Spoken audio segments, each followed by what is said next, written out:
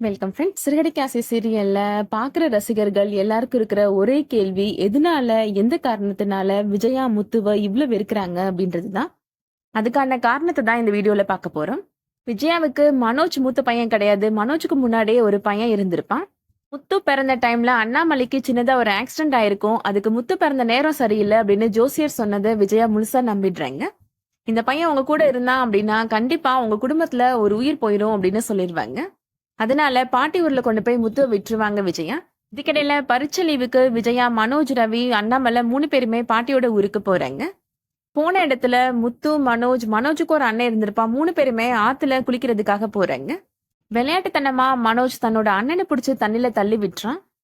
நீச்சல் தெரியாத காரணத்தினால அந்த பையன் தண்ணில மூழ்கி இறந்துடுறான். முத்து தான் தன்னோட அண்ணனை தண்ணில பிடிச்சு தள்ளி விட்டான் அப்படின்னு மனோஜ் சொன்னதை விஜயா நம்பிடுறாங்க. இந்த காரணத்தினாலதான் இன்ன வரைக்கும் முத்து மேல வெறுப்பா இருக்கிறாங்க.